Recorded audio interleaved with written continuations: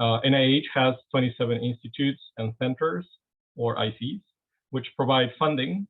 Some are the majority extramural, some intramural programs, with the goal to conduct research studies on nutrition and how it relates to human health and disease. NIH also supports biomedical and behavioral research and training in nutrition as it relates to human health, disease prevention, and treatment. Next slide, please. So given the important role of nutrition and health, in May 2020, NIH announced the first agency-wide plan for NIH nutrition research. And the main goal for this plan is to advance nutrition science and address diet-related diseases across the lifespan. The strategic plan, we call it SPINNER, is organized around a unifying vision of precision nutrition. And this is important because there has been an increase in scientific and public interest in precision nutrition and how personal health, environmental exposures, diet, genes, the effect of microbiome, all are interrelated. And then the goal is to discern what or tease out all these specific components and how we can improve precision nutrition for the general public. Next slide, please. So as I mentioned, precision nutrition is the overarching theme of the strategic plan, and it includes 4 strategic goals, which are listed in the circles. So spur discovery, innovation through foundational research, investigate the role of dietary patterns and behaviors for optimal health, define the role of nutrition across the lifespan for healthy development and aging, and reduce the burden of disease in clinical settings. These goals had also cross-cutting research areas, which are the dots that are in the figure. And these are cross-cutting research areas that overlap the different strategic goals: minority health and health disparities, health of women, rigor and reproducibility, data science, system science, artificial intelligence, and training in nutrition scientific, the nutrition scientific workforce. And all of these areas complement and enhance ongoing research across research efforts on nutrition across the NIH. Next slide, please. So recognizing the importance of nutrition research as a strategic priority for the whole NIH, in January of 2021, the NIH director, at that point it was Dr. Francis Collins, announced the transfer of the Office of Nutrition Research from one of the ICs, NIDDK, to the NIH Office of the Director. And this is an important move because it was placed within the Division of Program Coordination, Planning, and Strategic Initiatives, given the importance of nutrition as a strategic component for NIH mission. So the goal of DPKIPSI, the division, is to identify emerging scientific opportunities and rising public health challenges and knowledge gaps. Nutrition research is aligned, as I mentioned, with the scope of this mandate and the mission of the Division of Program Coordination, Planning, and Strategic Initiatives. Next slide. So that's ONR mission is to advance nutrition science to promote health and to reduce the burden of diet-related diseases and nutrition health disparities. And well, to this end, ONR has key responsibilities such as coordination or coordinate implementation of the strategic plan for NIH nutrition research, identify research topics that deserve expanded effort and support by all the different NIH ICs and offices, coordinate trans-NIH nutrition research projects in cooperation with the ICOs, represent NIH on intradepartmental or interagency committees on nutrition research and related policy issues, and advise the NIH director, the DPKIPSI leadership director and other leaders and other important interested groups on the matters related to nutrition research. Next slide. So to implement the strategic plan, ONR has established 8 topic-based implementation working groups. We call it IWGs, comprised of NIH nutrition subject matter experts, which is different NIH staff that have expertise in different aspects of nutrition research from across the ICOs. And so these are, as we see in the figure, the IWGs that we're currently formed and working on the, implementing the strategic plan are diversity, equity, inclusion, and accessibility, nutrition and health disparities, nutrition across the lifespan, approaches, methods, and tools for nutrition research, medical nutrition, implementation programs, microbiome, diet, and health interrelationships, and foundational nutrition science. So each of these IWGs is charged with advancing the priorities identified in each of the strategic goals and cross-cutting research areas I mentioned before, and also catalyzing nutrition research at NIH-funded universities and institutions, and also for NIH intramural groups. Next slide. So earlier this year, ONR released the biannual NIH Nutrition Research Report for fiscal years 2020 to 2021. And this report highlights the total federal support for nutrition research for fiscal years 2019, 2020, 2021. And NIH provided a total of $1.92 and $2.1 billion respectively for these efforts. And these amounts represent the combined individual contributions of 24 NIH ICs and also the NIH Office of the Director. In fiscal year 21, for example, NIH supported approximately 2,000 nutrition-related clinical studies in 50 states, the District of Columbia, and 2 US territories, and 19 foreign countries. Next slide, please.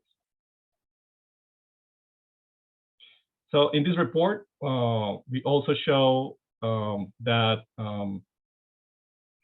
different,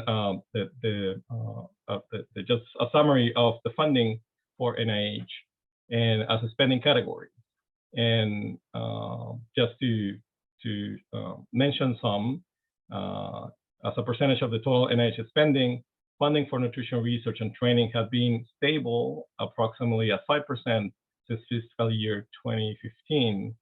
However, as we see in this table, since fiscal year 2019, the total amount of NIH spending on nutrition research and training has been decreasing. And you can see that at the last column of the table for the constant nutrition dollars as a percentage of actual total NIH obligation, the percentage has been decreasing over the years. So I think I will stop here and I will pass the baton to my colleague, Nicholas Jury, who will talk about ONR activities. Thanks so much, Roberto. That's very informative, and thank you for opening the presentation. I'd also like to thank ODS for inviting us here to come talk about all the things that ONR is doing in nutrition research at NIH. So I'm going to be talking to you today about just different activities that ONR is involved with, different research planning and strategic initiatives. As Roberto mentioned, ONR coordinates NIH-wide activities on nutrition research. Here I'm listing just a few of them. One of them is a training program to equip the next generation of nutrition science researchers. The Advanced Training in Artificial Intelligence for Precision Nutrition program. And this program emphasizes diversity in not only in trainees and in faculty, but also in the diversity of topics being discussed. Also, we have a notice of special interest to stimulate research to understand and address hunger, food and nutrition insecurity, Nutrition and food insecurity are major areas of investigation, especially after the pandemic. They were exacerbated by the pandemic. And we have worked with several other institutes and centers to put together this funding announcement. We have another one that's looking at the different role of transporters in the placenta and the lactating mammary gland to better understand these transporters, how they might be involved in nutrient transport. We had a request for information on DOHAD, on the developmental origins of health and disease, another area of exploration that ONR is very involved in, looking at exposures from in the mother and from birth to 24 months, and looking at not just nutrition, but other exposures and effects on development, and how that may affect later across the lifespan. Another activity that we've led and that's very important is we launched a nutrition science data and biospecimen resources portal. And this portal basically queues up in a one-stop shop for being able to access biospecimens, data sets, various data analysis tools and resources for investigators who might be trying to either generate preliminary data for a grant or have other questions, research questions that they would like to dig into the data. And so this website, which is free and publicly available, where investigators can access various NIH supported and even non-NIH supported biospecimens and data sets to complement or to research the different questions that they have. Some other activities that I will mention here, we had a couple of workshops. Obviously one was on food security, nutrition, and health disparities. And another one we had was on malnutrition in clinical settings, which is another issue that seems to be coming to the forefront on how we can better identify and address patients who come in who are malnourished, and trying to keep them on a protocol that is ideal for their recovery and also for their, for preventing them from being readmitted into the hospital.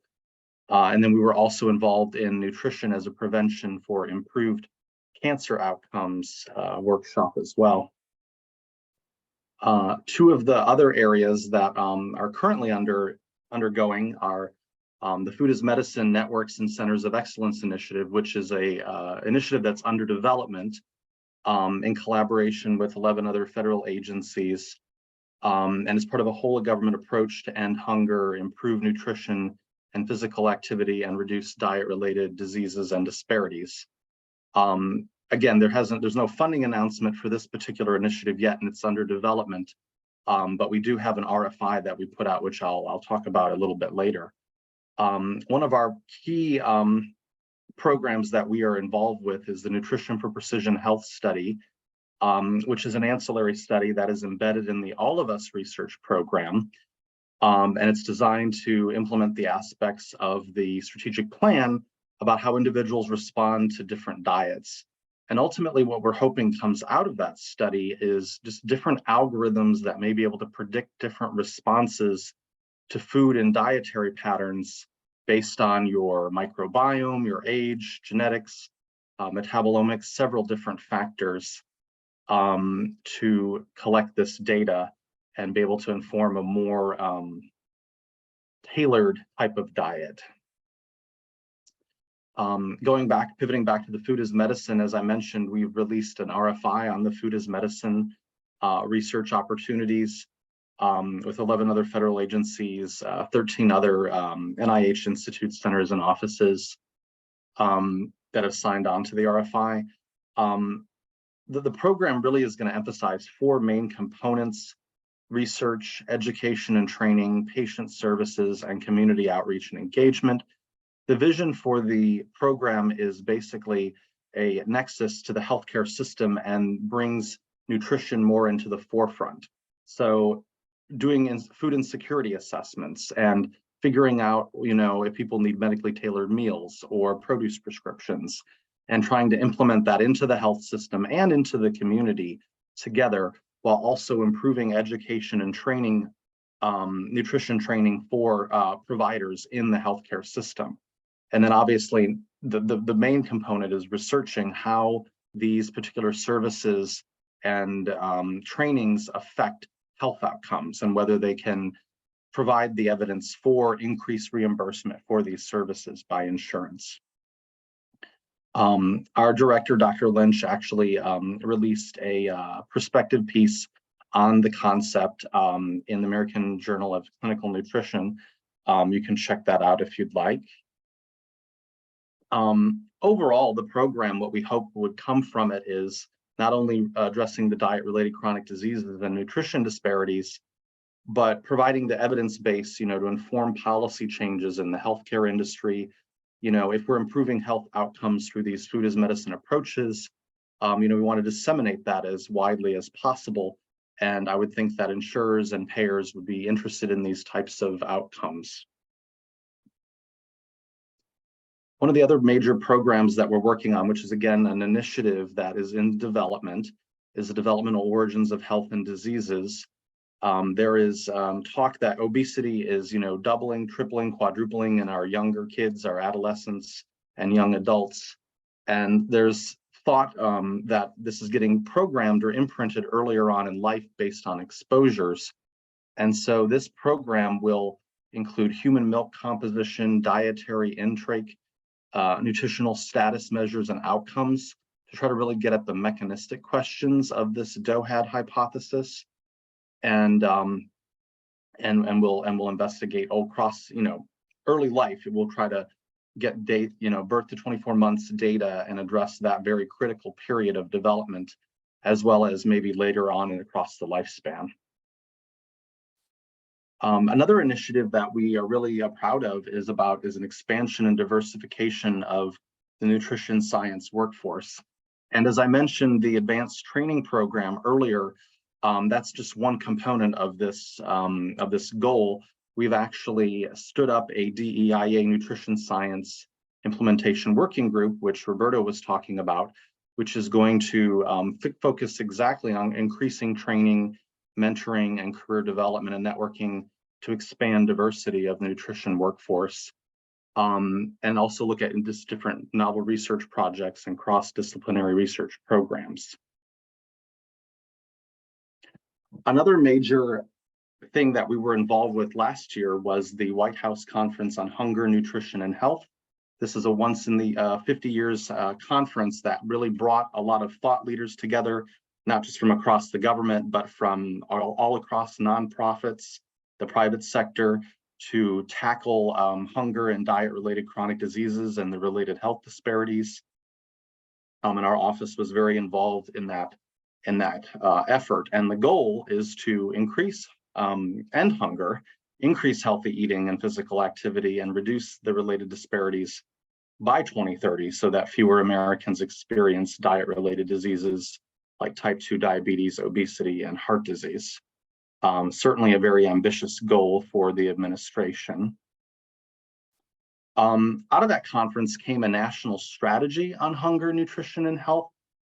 And that strategy basically are the cross-government commitments that the different agencies have made to try to reach the goal of the conference. And it is around 5 different pillars. There's the pillar to improve food access and affordability, integrate nutrition and health, empower all consumers to make and have access to healthy choices, support physical activity for all, and enhance nutrition and food security research, which is primarily where NIH comes in, since we are a research agency. And included were these commitments and priorities to try to really galvanize this whole of government approach. Just including some of the commitments in the national strategy from NIH that were included, many of which we have already spoke about. There's this interesting one about leveraging the Climate and Health Initiative, which has been an ongoing project by NIH for a while, but the White House wanted to specifically include. Just some pictures of us at the White House conference that I wanted to share. The president came and spoke and really just gave us the charge of trying to meet the goals of the conference and really advance health and improve nutrition and physical activity for all Americans. And with that, I will end there, and we will be happy to take questions.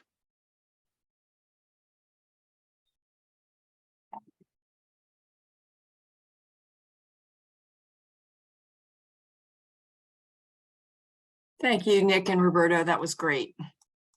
Let me see for questions. Okay, first question. Is there a simple answer to the question, what is the key difference between NIH ONR food as medicine and precision and the precision nutrition programs? Yes, and that's a great question. I'm glad you brought that up. So the Nutrition for Precision Health study is an already established study, and it is ongoing. And its primary goal is to determine how people react to different diets, and trying to develop those algorithms so we can really try to truly have precision nutrition, which, you go into your provider, they take, some blood samples, they take some other points of data, and then they plug it into the algorithm, and then a certain diet would come out, right? I mean, obviously it's not going to be perfectly like that, but that is part of the goal of the NPH program. And the NPH program is embedded in the All of Us research program, which is this large cohort where the NIH hopes to recruit over 1 million folks and take just basic baseline data on them. Whereas the food as medicine approach is taking these food as medicine services, so produce prescriptions, medically tailored meals and things such as that, and then implementing that into the healthcare system through a community outreach and engagement strategy, and also improve training for providers. So that's how those two topics, and that's also an initiative that we are hoping Congress this year is going to appropriate the funding for. So we don't even have a funding announcement ready for that, but we do have an RFI. So if you want to provide any input on that particular topic, we would welcome you. And I can put that in the chat if you'd like as well. So just to complement the information about the Nutrition for Precision Health, this is a very well-defined study that has 3 modules. And the first module is just a cross-sectional study to determine, based on their habitual diet, what are the biomarkers that can be identified in the population, and then try to see if there are any algorithms that can be developed through machine learning and AI to understand the relationships of nutrients or diets and biomarkers. And then there are 2 other modules, module 2 and 3, which are more nutritional intervention.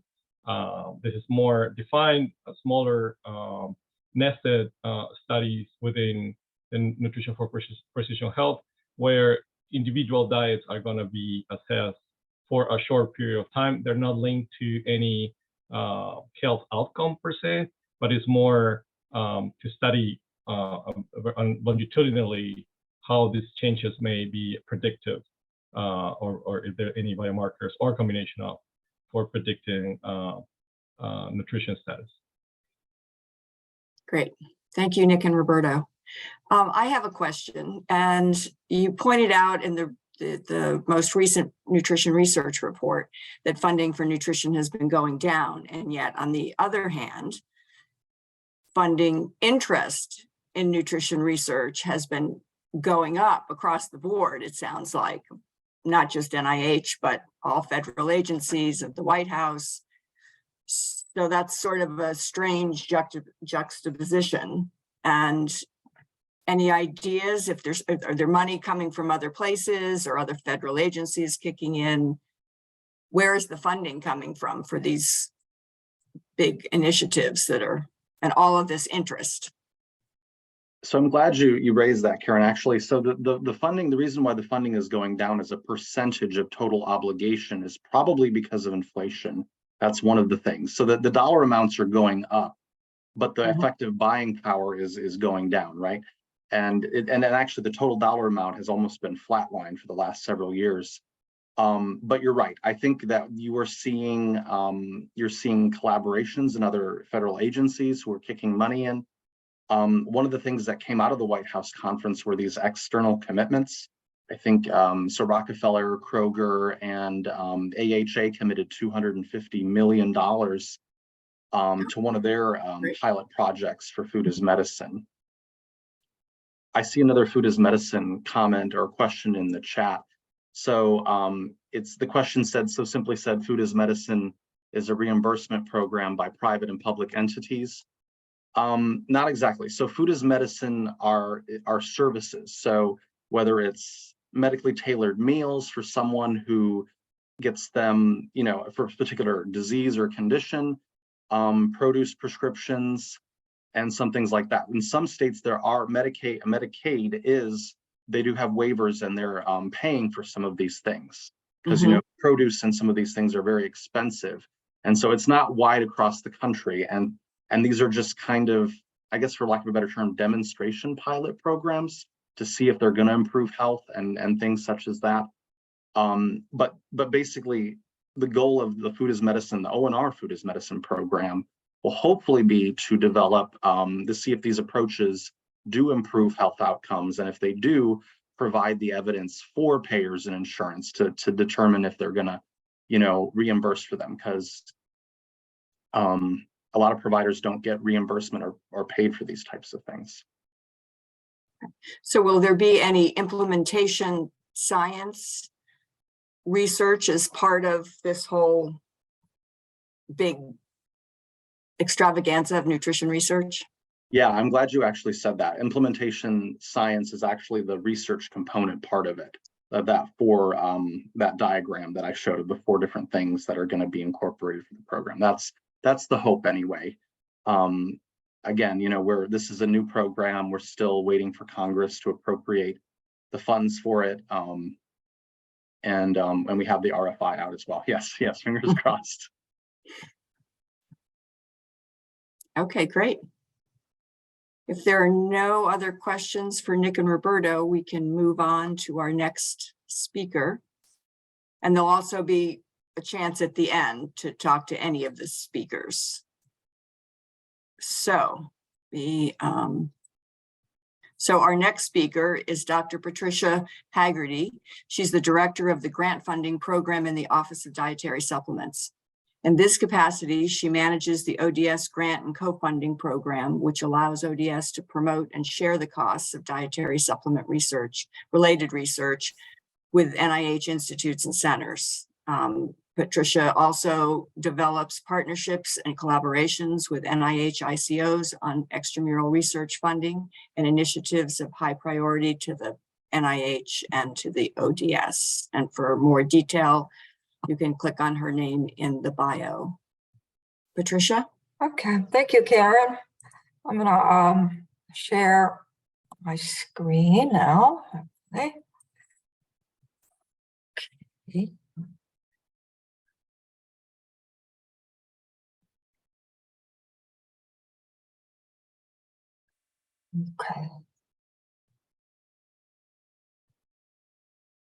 Okay, can you see my screen now?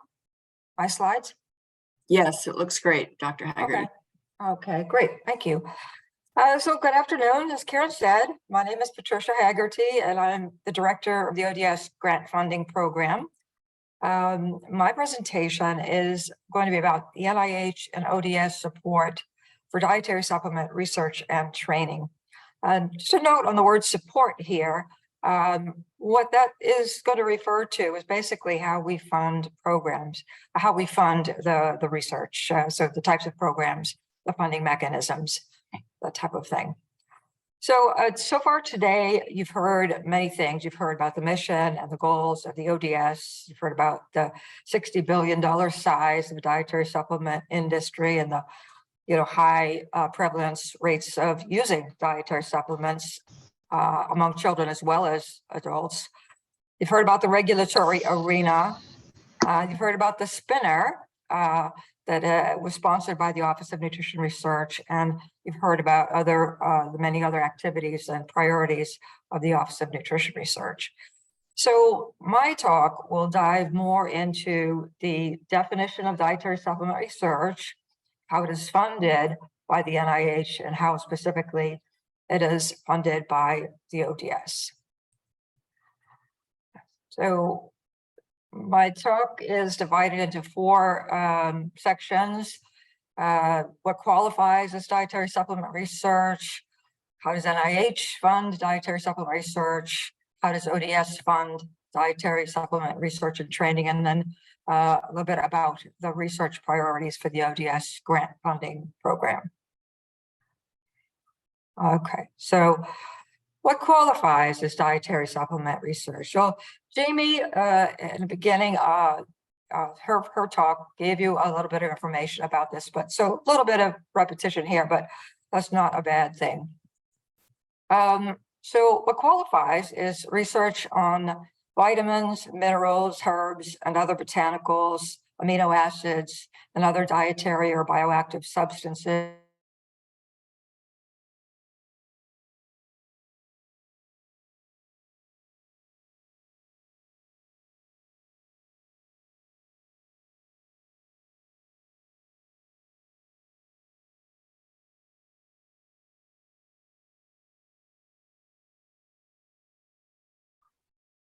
In addition, all types of research, including basic science or preclinical, clinical, translational, epidemiological research are applicable. And epidemiological studies may be observational, behavioral, and interventional or non-interventional. And lastly, research that builds future capacity for studying the role of dietary supplements in health and disease prevention. In other words, training and career development research. So now let's talk a little bit about how NIH funds dietary supplement research.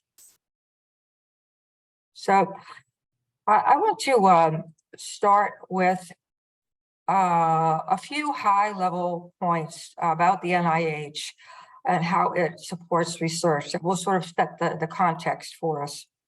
NIH conducts research in its own laboratories, and that's called the Intramural Program, literally inside the walls. And that includes about 6,000 NIH physicians and scientists, most of whom work on the NIH campus in Bethesda. The NIH also supports research by non-federal scientists, and this is all called the Extramural Program, or outside the walls. And it includes research performed by more than 300,000 individuals at over 2,500 hospitals, medical schools, universities, and other research institutions around the country. So in case you don't know it, the budget in fiscal year 2023 for NIH was $49.2 billion. 84% of that budget is allocated to the extramural program. About 10% is allocated to the intramural program, and a little under 6% goes to overhead. So how does NIH tell the world about the funding opportunities it has available? How does it announce those opportunities? There's really two main ways, two main approaches. One is the Notice of Funding Opportunity, or NOFO. We love our acronyms at NIH. So this is a NOFO. And a NOFO is a formal announcement of the availability of a funding opportunity from the NIH. It provides information about the award, who is eligible, what the evaluation criteria for applications will be, what are the required components of the application, and how to apply. And you have undoubtedly heard the announcements variously called Funding Opportunity Announcement, or FOA, Program Announcements, or PAs, Request for Application, or RFA. Some of them are parent announcements, and some of them are called solicitations, but they're all under the umbrella of the NOFO. So NOFOs are posted on grants.gov and in the NIH Guide for Grants and Contracts. Another approach, another vehicle, if you will, is the Notice of Special Interest, or NOSI. So a NOSI succinctly highlights a specific topic of interest, specific area of research or program. It is always connected to a NOFO. So it's a little bit confusing sometimes, but you get used to it. It directs the applicants to one or more active NOFOs for submission of applications for the particular initiative described. NOCs are posted in the NIH Guide for Grants and Contracts. So you might be wondering what types of grants are available through NIH. The short answer is many. We can categorize these grant types into approximately 6 categories. We have the research grants, heard of the R01, of course. There's R21 and R03 and many others, the R series. There's also the career development awards, which are known as the K series. We have research training and fellowship, which are the T and F series. There are program, project, and center grants called the P series. There are resource grants. You might have heard of the R24, R25 educational grant. And then there are trans NIH programs.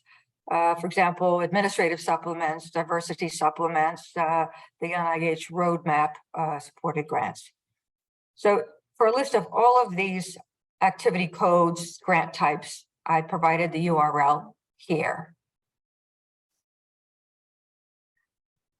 So if you wanted to find these grant opportunities, where would you go? If you wanted to find current funding opportunities, you would go to the NIH Guide for Grants and Contracts. This is a hyperlink here for the guide. We affectionately call it the NIH Guide. If you go to that site, that web page, you're going to land on a page that looks approximately like this. Here, you can search for funding opportunities according to many, many different parameters and filters. You could just put search terms in the search term box up here. For example, antenatal iron deficiency anemia might be the subject you're interested in, and it would pull up all of the funding opportunities that relate to that particular topic. You can also search for funding opportunities over here by the issuing organization. You can search by activity code or by the type of research. There are many other filters. It's just there are too many to put on one slide. Essentially, it's too much information for one slide. The screenshot you see here is what comes up when I clicked on ODS as part of the funding organization, issuing organization, and it pulls up a listing of all currently active funding opportunities in which ODS is involved, collaborating or collaborating with or signed on. You can also do a search and then export your search, this little button up here, into an Excel spreadsheet and save it for later. So it is it's a very user-friendly site. Oh, there's another part of the NIH website that I always like to show and talk about a little bit because it's, I think, in my opinion, one of the best sections of the NIH internet. It's like a website in and of itself.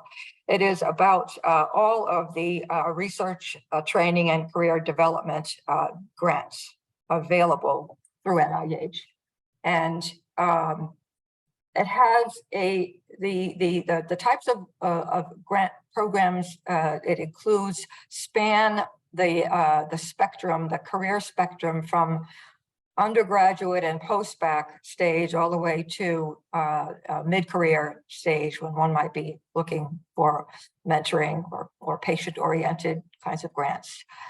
Each of these blocks, if you click on any one of them, it's going to take you to grant types and specific grants that are appropriate for that stage in your career. So we can move this bar out of the way. We can basically say that NIH training and career development programs fall under three large groups. Those would be the institutional and individual training grants, the individual fellowships, and career development awards, or K grants. These blue boxes in the middle are kiosks. Again, if you click on any one of these kiosks, it's going to take you to a separate page that includes a listing of all of the grants that are within that category.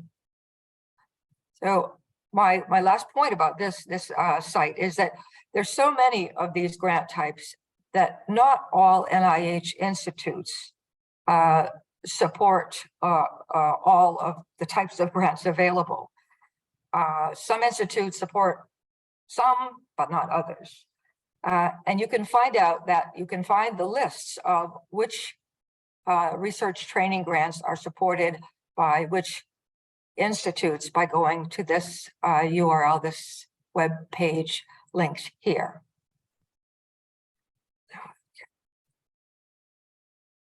Now, if you wanted to know what kinds of research has NIH already funded, if you have an idea of what your own research area is, and you are curious, you would like to see what has already been funded in that particular area, or you're just interested in an area and wondering what NIH has funded in that particular area, the best place to go is to the NIH Reporter. Again, this is a hyperlink under here that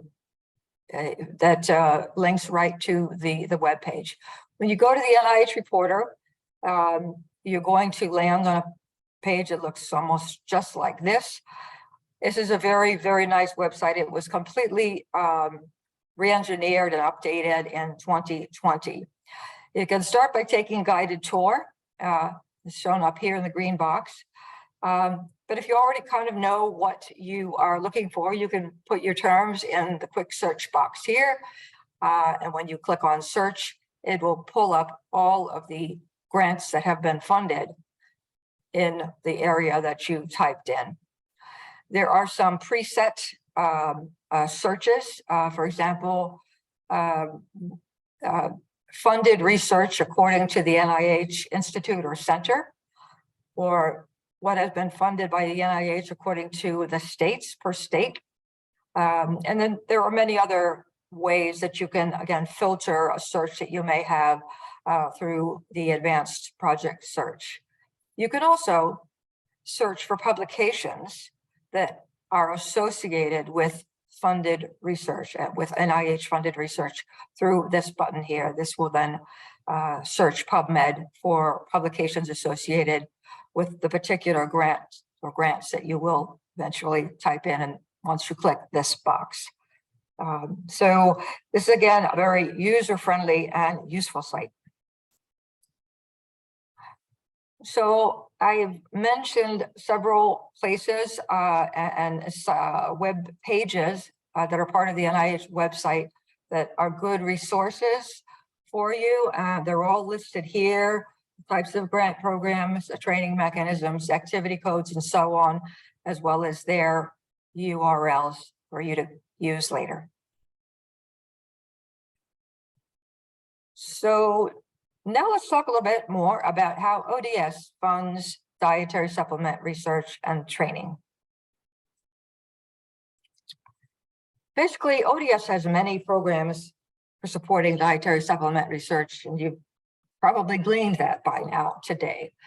At a very high level, the way ODS funds research falls into 5 main buckets, as shown in this slide.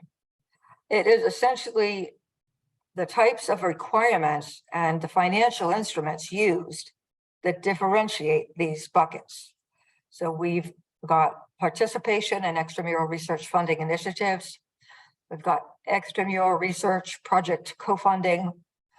We have interagency agreements, in other words, agreements with some other federal agencies like the FDA or USDA. And we fund some intramural grants, as Roberto mentioned in his session. And then we have some contracts, which are essentially contracts for research services.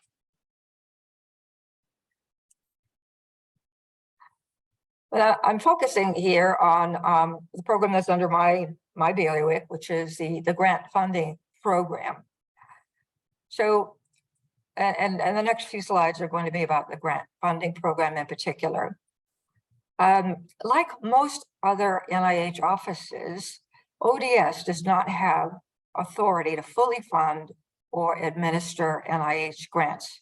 Only the NIH institutes can do that. However, we have a variety of ways that we can contribute to the costs of a grant. We participate in the funding initiatives of other NIH institutes, centers, and offices, or ICOs. We co-fund grants, and we have administrative supplements. All of this requires that we develop good partnerships and collaborations with our NIH colleagues across the ICOs. So a few words about our participation in extramural funding initiatives. How do we choose the ones that we choose to participate in? Well, there's some principles and a strategy, I would say, and it is as follows. So first, we must identify initiatives where dietary supplement related research may be relevant. That's obvious, right? That's sort of an obvious statement. We also want to recognize if and where ODS may have a role or influence. Now, not all initiatives are the same. There may be some funding initiatives where dietary supplement research is relevant, but it may be a small part of that particular initiative if the initiative is very broad. There may be other initiatives where the relevance and possibilities for dietary supplement research are greater. And in those kinds of initiatives, we may even contribute language to the NOFO as it's being developed to explain and elaborate a little bit on the particular areas of interest that we have in that initiative. So we want to collaborate with other NIH ICOs that have shared interests. Again, seems kind of obvious, but what it means is that we identify the other NIH institutes and centers, offices that have some shared interests with us. And we look at those and say, okay, let's, we're going to pay attention to the initiatives that they are developing or have put out, because we know that we have some common interests. We also think it is important to support our partner NIH nutrition offices and institutes and trans NIH initiatives where possible. And some of the more frequent partners that we have are the Office of Nutrition Research. I consider that a sister nutrition office. The Office of Disease Prevention. Certainly there's a lot of a shared interest space between the ODP and the ODS. We have several collaborations with NICHD, that's a National Institute of Child Health and Development. And then we have a very large and significant partnership with the National Center for Complementary and Integrative Health, primarily over the area of botanicals. And last but not least, we look to see if by our collaboration and participation, we might be able to strengthen these initiatives, both financially and synergistically.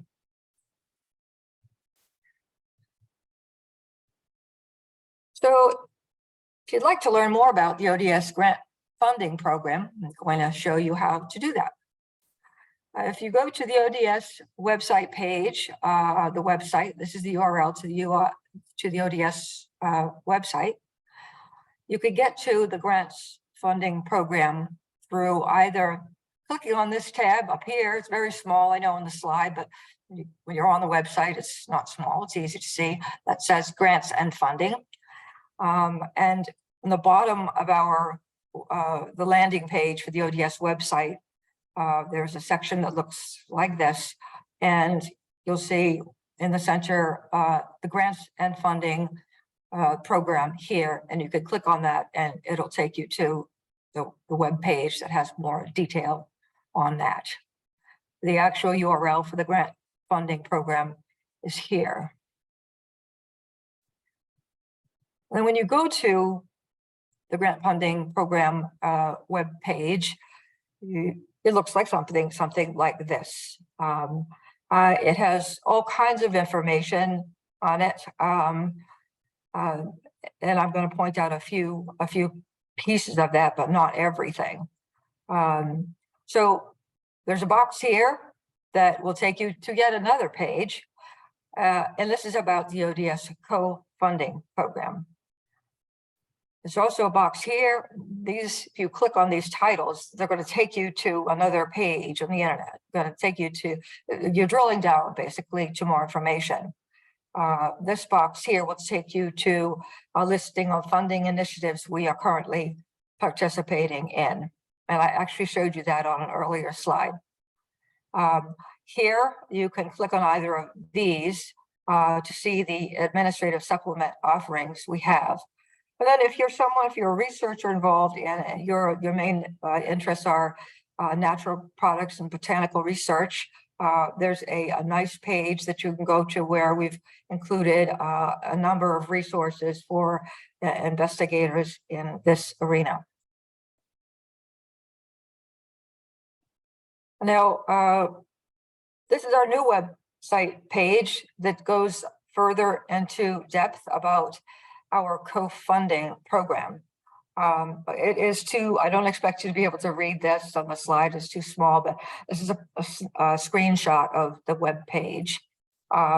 It explains, it gives you an overview of what we co-fund and what the parameters are for co-funding, the types of research that may be co-funded, and further down the page, which is not here, but you would see it on the actual web page, are instructions for how to submit requests for co-funding. And I do want to point out that co-funding requests cannot be made by the applicants themselves, by the PIs themselves. Co-funding requests are made between institutes. So another NIH institute or office would make a request to us for a co-fund that maybe that would apply to a grant application that they had received. And so I also wanted to talk with you today about the ODS support for training in dietary supplement research. We have a few programs. One program that is very much appreciated by the intramural scientists is our ODS Research Scholars Award program. And that began in 2014 and is a collaboration with the NIH Intramural Research Program. It targets early career intramural scientists, and they must have an assigned mentor and at least 1 year postdoctoral research experience. And they must propose research on dietary supplements or their ingredients. These awards are designed for projects that can be carried out in a short period of time with limited resources. The awards are limited to $100,000 and for 1 year. This is a graphic that I won't spend too much time on, and you will be able to look in more detail at this if you look back at the recording or the slides, but it shows the distribution of institutes with whom we've partnered for ODS Research Scholars Awards. We've awarded awards to early stage intramural investigators in all of these labs, many of them, so about 12 or so here over the last 8 years. And we continue to reach out to the ICs and their laboratories in the hopes that we can continue to maintain and grow this program. We also support the NIH Training and Career Development Grant series that I mentioned to you before, mainly through co-funding, and those would be institutional training grants, fellowships, and career development awards. Since 2001 through to 2022, we've supported 167 of these types of grants, and we would like to grow that number. Last but not least, there are training programs in other sections of the ODS, like the one that you're sitting in now. This is the Mary Frances Picciano Dietary Supplement Research Practicum that we've held every year since 2007. And it is a multi-day course that includes presentations, discussions on various topics related to dietary supplement research. And we trust you're enjoying it so far, and we believe that you will be getting a lot out of it by the time it is over. So the last part of my talk is about the research priorities for the Grants Funding Program. So I've listed some research high priority research areas for the Grant Funding Program. And I want to take note for you that these priorities would not necessarily apply to or aptly describe all programs within the ODS because of their purpose. The purpose of some other programs within ODS is very different. For example, the Analytical Methods Program or our dietary supplement ingredient and label databases. They have different kinds of purposes, and other programs as well. But in the Grants Funding Program, identifying research priorities helps us make decisions when funding becomes limited and we must choose between, say, equally meritorious requests for support, but that we don't have funding to support them all. And it also helps inform our NIH partner ICOs when they are considering what co-fund requests they are going to make to us.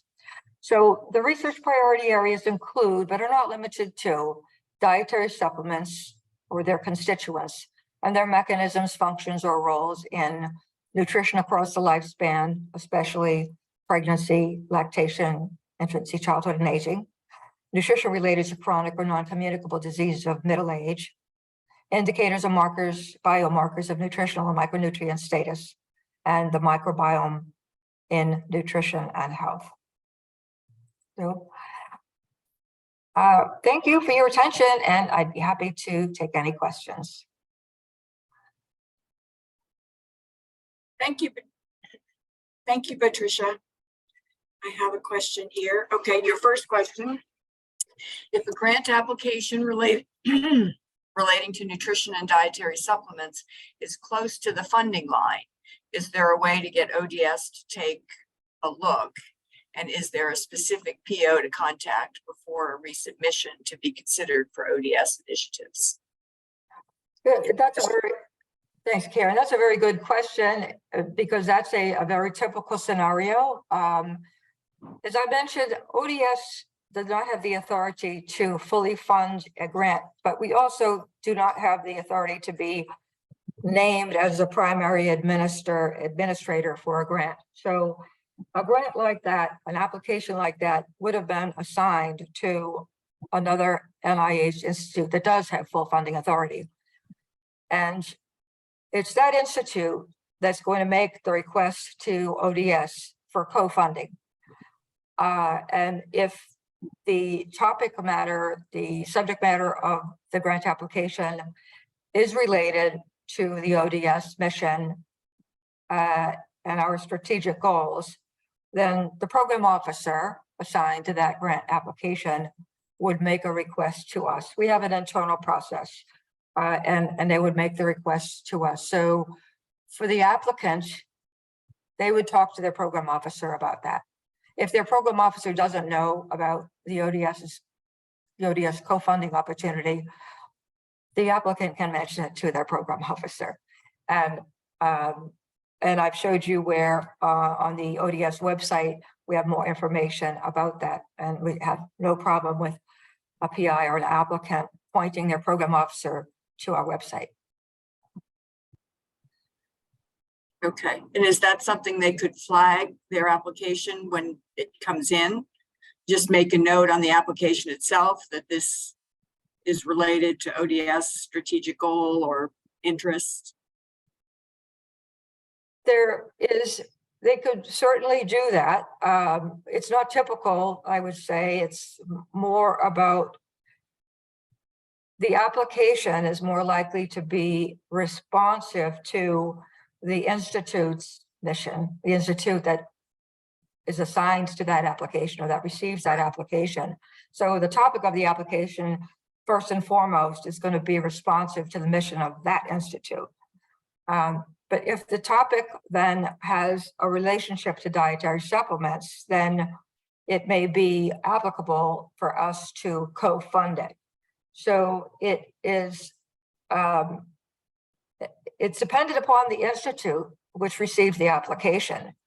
And they have the first look to make a determination as to whether they want to send it to ODS for a co-fund request.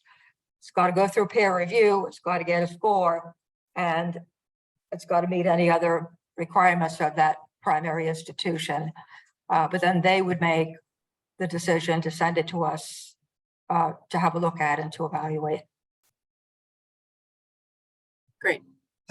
Sometimes, Karen, I might add, another reason why institutions sometimes look to us for co-fund is that the application might have kind of come near the fence in terms of the score or how it did in peer review.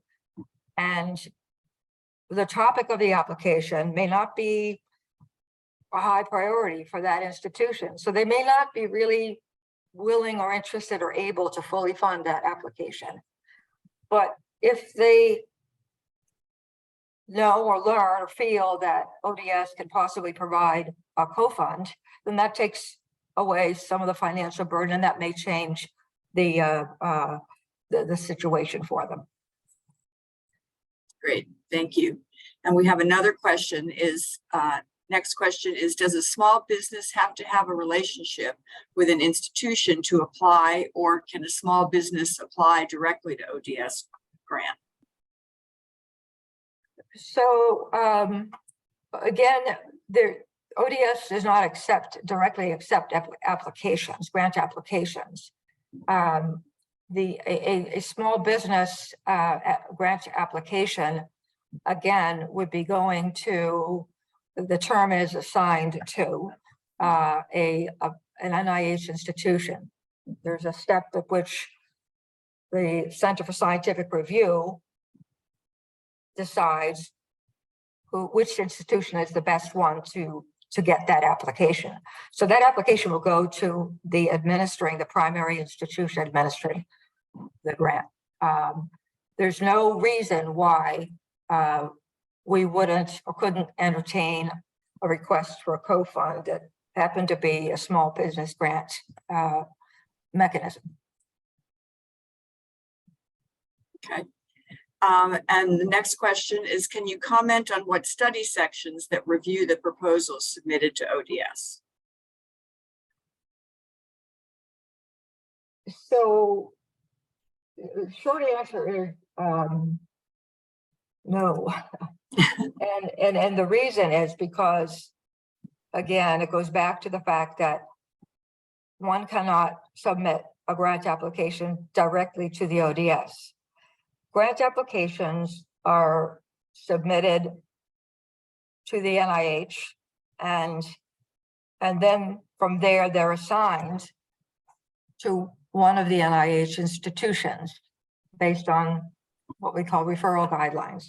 Sometimes it's very obvious where the grant should go. Sometimes a grant will be responding to, say, an RFA issued by one particular institution, and then it's obvious it's going to go to that institution. So applications always go to a primary institution. Then they also go through peer review process, and those are the study sections I think that individual is asking about. So the study sections may be more about nutrition, or they may be more about the topic of the initiative that the application was responding to. It just depends. And since we don't accept applications directly, we don't have much interaction with those study sections. When we get a co-fund request, the application has already gone through peer review, has gotten a score, hopefully, but always has gotten a summary statement. And so the decision to move an application from the primary institution to ODS for a co-fund request depends in part on how it did in the study section. And it's just, it's too broad of a question really for me to answer specifically on the one hand, but on the other hand, because we don't receive applications directly, we don't have much interaction with the study sections or experience with individual study sections per se. I apologize, I can't answer that one any better, but it's related to the fact that we are not assigned to applications directly. I think that's a very clear answer. Thank you. I don't see any more questions in the chat. Does anyone else have a question for Dr. Haggerty? And you can always contact her later if you have questions that you are not thinking of now, but that come up later. And both Dr. Flores and Dr. Jury just left the meeting a few minutes ago for another meeting. Okay, well, then it looks like you're going to get 20 minutes of your afternoon back. And we'll see you all tomorrow morning. And tomorrow morning, please go back to the original Zoom link that you were sent with the calendar invitation when you registered. Don't come back to this link. Go back to the original one. And we'll see you at 11 o'clock tomorrow morning. Have a good evening.